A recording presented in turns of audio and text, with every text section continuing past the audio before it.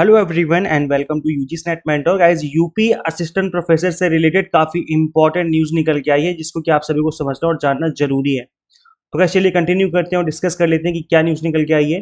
But इससे पहले video में आगे बढ़े मैं आपको बता दूंगा कि हमने असिस्टेंट प्रोफेसर कॉमर्स सब्जेक्ट से रिलेटेड एग्जाम टारगेटेड कोर्स आपको अवेलेबल करवाया था, जो कि आपका प्री प्लस मेंस दोनों की तैयारी करवाई जाएगी। इस कोर्स के अंदर 31 मई को एग्जाम होने वाला है UPPSC assistant professor commerce subject का, जो प्री एग्जाम होने वाला है। तो इसके लिए आप इनरोल कर सकते हैं इस कोर्स में। इसकी फीस भी हमने फ्लैट 50% से डिस्काउंट करवा दी थी। इसके अलावा एक्स्ट्रा 20% डिस्काउंट भी अभी अवेलेबल करवाया जा रहा है टिल टुडे मिडनाइट। तो आप उस ऑफर को अवेल कर सकते हैं। यहाँ पर आपको कंप्लीट वीडियो लेक्चर्स मिल जाएंगे, ऑल 10 यूनिट्स के 100 mock test and PDF notes मिल जाएंगे, जिसके थ्रू आप मल्टीपल टाइम रिवीजन और प्रैक्टिस कर पाएंगे।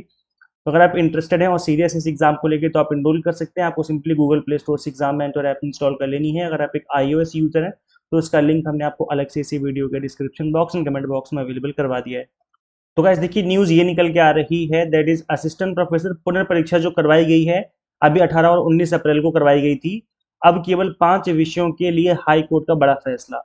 हाई कोर्ट ने फैसला दिया है कि भाई केवल 5 विषयों के लिए ही पुनर्परीक्षा का जो अभी एग्जाम हुआ था रिसेंटली, उसकी मार्कशीट को चेक किया जाए, बाकी की मार्कशीट को चेक ही ना किया जाए। इलाहाबाद हाई कोर्ट ने उत्तर प्रदेश शिक्षा सेवा चयन आयोग की असिस्टेंट प्रोफेसर पुनर्परीक्षा पर महत्वपूर्ण फैसला सुनाया है। कोर्ट ने 33 में से केवल 5 विषयों उर्दू, हिंदी, भूगोल, समाजशास्त्र और जंतु विज्ञान के लिए पुनर्परीक्षा आयोजित कराने का आदेश दिया है। बाकी कोई भी अगर सब्जेक्ट का एग्जाम कंडक्ट ऑलरेडी हो गया है तो उसके आंसर शीट को चेक नहीं किया जाएगा। अब ये पूरा मामला क्या है और क्या प्रॉब्लम में फंस गई है ये वैकेंसीज, देखो गाइस, ये जो वैकेंसीज हैं ये 2022 में आई थी। फिर इसका एग्जाम कंडक्ट करवाया गया और ये एग्जाम कंडक्ट करवाया गया था 16-17 अप्रैल 2025 को। तो इतने टाइम बाद तो एग्जाम कंडक्ट हुआ, फिर बाद में खबर आई कि भाई पेपर लीक हो गया है और अब जो है प्रॉब्लम में सभी एस्पिरेंट्स आ चुके हैं। तो फिर उसके बाद बोला गया कि भाई इस एग्जाम को दोबारा से कंडक्ट करवाया जाएगा, और दोबारा से इस एग्जाम को कंडक्ट करवाया गया अभी 18 और 19 अप्रैल 2026 में। अभी रिसेंटली एग्जाम कंडक्ट करवाया गया है, जो कि 33 सब्जेक्ट, टोटल 33 सब्जेक्ट में वैकेंसीज निकली हुई थी। टोटल 910 पोस्ट निकले हुए थे। ठीक है, अब देखो गाइस, यहाँ पे पूरा मामला समझ लेते हैं कि क्या है।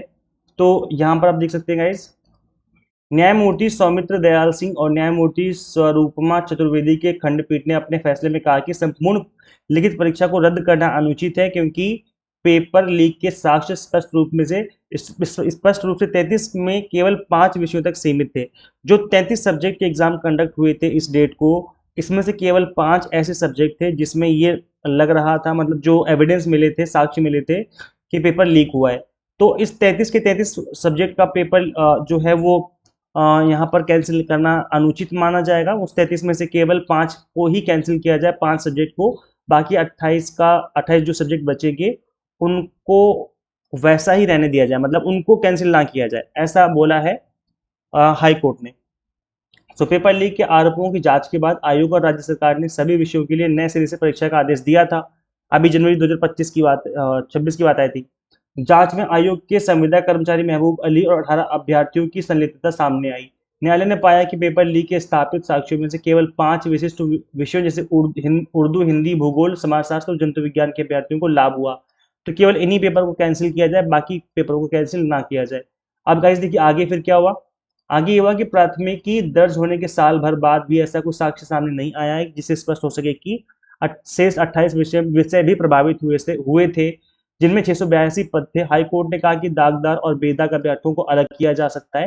यद्यपि न्यायालय ने अंतिम समय में होने वाली असुविधा से बचने के लिए 18 अप्रैल को निर्धारित पुनर्परीक्षा जारी रखने की अनुमति दी, लेकिन कहा कि 28 बेदाग विषयों के लिए पुनर्परीक्षा का मूल्यांकन नहीं होगा। मतलब गाइस, अब आप यहाँ पे ये देखो कितनी बड़ी बात है ये कि 18 अप्रैल को एग्जाम होने वाला था और इस हाई कोर्ट का जो फैसला है वो आया 17 अप्रैल को, यानी कि फ्राइडे को।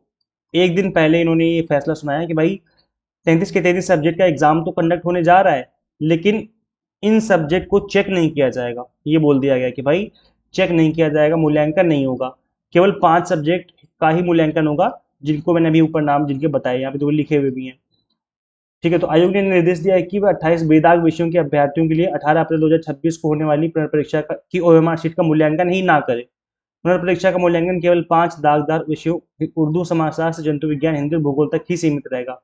आदेश में कहा गया है कि अंतिम साक्षात्कार चरण के लिए आयोग को 28 बेदाग विषयों के लिए अप्रैल 2025 की मूल परीक्षा से शॉर्टलिस्ट अभ्यर्थियों को संकलित करना होगा और उन्हें 5 दागदार विषयों के लिए पुनर्परीक्षा से नए शॉर्टलिस्ट उम्मीदवारों के साथ मिलाना होगा। मतलब जो अब नया रिजल्ट आएगा उसमें ये बोला जाएगा, तो अब जो फाइनल रिजल्ट आएगा तो 2025 में जो एग्जाम हुए थे उसमें से 28 सब्जेक्ट वो लिए जाएंगे, और जो अभी रिसेंटली एग्जाम हुए 2026 में, इसमें जो अभी 5 सब्जेक्ट के जो मैंने नाम बताए यहाँ पर उनको लिया जाएगा, प्लस इनके रिजल्ट को मर्ज कर दिया जाएगा, देन आपका फाइनल रिजल्ट ड्रॉ कर दिया जाएगा। तो जो स्टार्टिंग के 28 सब्जेक्ट थे, मतलब इन 5 सब्जेक्ट के अलावा अगर आप किसी अदर सब्जेक्ट से बिलोंग करते हो तो आपका रिजल्ट वही रहेगा जो पहले आया था 2025 वाले एग्जाम का। लेकिन 2026 वाले एग्जाम का अगर आप इन 5 सब्जेक्ट से बिलोंग करते हो तो फिर आपका रिजल्ट दोबारा से आएगा और फिर आपका फाइनल रिजल्ट डिक्लेयर किया जाएगा, कंप्लीट लिस्ट आ जाएगी। तो इस तरीके से जो चीजें हैं वो होने वाली है। अब आपकी क्या व्यूज है इस चीज को लेकर के आप हमें कमेंट सेक्शन में बताइए। लेकिन देखो गाइज, कहने का मतलब ये है कि जब पेपर लीक का मामला आ ही गया था और 33 सब्जेक्ट का एग्जाम कंडक्ट करवाने का प्लान कर ही लिया गया था, तो करवा देना चाहिए था। ऐसा नहीं करना चाहिए था कि 5 को करवा देते हैं बाकी 28 को छोड़ देते हैं, या तो किसी को भी नहीं करते तो सबको ही कर देते, क्योंकि पेपर लीक जो हुआ था उस टाइम पर 5 सब्जेक्ट का हुआ था, ऐसे एविडेंस मिले थे उस टाइम पर। तो ये है गाइज, एनीवे आप मुझे बताइए कमेंट सेक्शन में कि आपकी क्या व्यूज हैं। बाकी जैसे कि मैंने बताया कि अभी जो एग्जाम होने वाला है 31 मई को कॉमर्स का, उसका हमने प्री एग्जाम के लिए आप इसमें इनरोल कर सकते हैं, प्लस मेंस की तैयारी भी इसमें करवाई जाएगी। तो इसमें अभी फीस भी काफी कम चल रही है, बहुत ही मिनिमम फीस में आपकी जो तैयारी है वो हो जाएगी। आपको सिंपली गूगल प्ले स्टोर से एग्जाम मेंटर ऐप इंस्टॉल कर लेनी है, कंप्लीट कंटेंट आपको यहीं पर अवेलेबल हो जाएगा। सो हम इसके अलावा हम यूजीसी नेट की तैयारी भी करवाते हैं, UGC net paper 1 commerce management pol science की प्रिपरेशन भी करवाते हैं। तो अगर आप इन सब्जेक्ट से बिलोंग करते हैं यूजीसी नेट कैटेगरी में तो भी आप लोग इनरोल कर सकते हैं। So thank you and share this video with all net aspirants and assistant professor. Job related update भी आपको यहाँ पे मिलते रहते हैं, तो गाइस मेक श्योर आप चैनल को सब्सक्राइब जरूर कर लें। मिलते हैं फिर नेक्स्ट वीडियो में। Thank you.